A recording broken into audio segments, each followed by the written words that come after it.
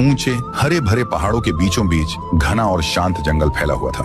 इसी में रंग बिरंगे फूलों से सजा हुआ एक शानदार कॉलेज बसा हुआ था। कॉलेज में जीवन की हलचल थी। काफी सारे लड़के लड़कियां खुशी खुशी पढ़ते, खेलते और ग्राउंड में दोस्तों के साथ हंसते बोलते थे। सब कुछ अच्छा चलता रहा।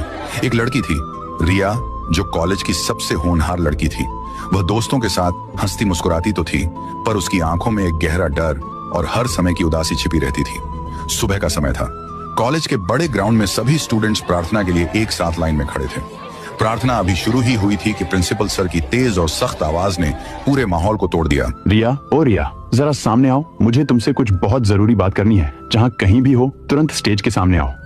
रिया डर के मारे थर थर कांपती हुई लाइन में से निकली और दबे पांव सर के सामने आई।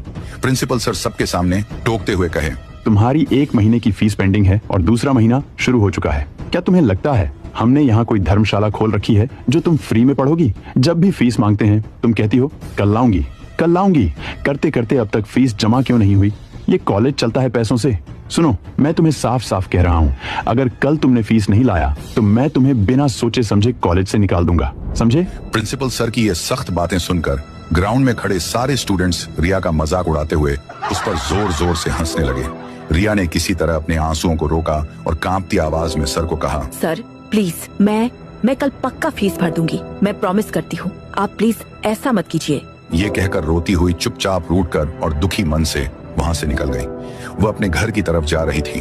कॉलेज से अपमानित होकर रिया रोती हुई घर पहुंची। रिया के घर की स्थिति अच्छी नहीं थी।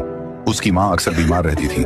रिया जब घर पहुंची तो उसकी माँ रसोई में खाना बना रही थी। रिया फूट फूट कर रोते हुए कहने लगी, पापा प्लीज मेरी बात सुनो। आज कॉलेज में बहुत बेइज्जती हुई है मेरी। मेरे कॉलेज की 1 महीने की फीस अभी तक जमा नहीं हुई है और यह दूसरा महीना चल रहा है। प्रिंसिपल सर कह रहे हैं कि अगर कल फीस नहीं लाया तो वो मुझे कॉलेज से निकाल देंगे और उन्होंने सबके सामने मेरी बहुत बेइज्जती की। ये सुनकर पापा गुस्से से बोले, बस तेरी ये पढ़ाई और ये फीस का ड्रामा कब खत्म होगा? मैंने तुम्हारी इस महंगी पढ़ाई में इतना पैसा लगाकर क्या हासिल किया? हाँ, सिर्फ और सिर्फ नुकसान। मैं अब और एक पैसा बर्बाद नहीं करूंगा। अब तू वही करेगी जो मैं कहूँगा। तेरी पढ़ाई खत्म। रिया रोते हुए हाथ जोड़कर कही, पापा प्लीज, बस 1 साल और, सिर्फ 1 साल की बात है। मैं नौकरी कर लूंगी। प्लीज पापा, मुझे पढ़ने दो। रिया की बात सुनकर पिता का गुस्सा और भड़क गया। उन्होंने बिना कुछ सोचे रिया के गाल पर जोरदार थप्पड़ मार दिया। रिया की माँ दर्द और बेबसी से रोने लगी। रिया के पापा ने किसी को फोन लगाया और कहने लगे, हाँ,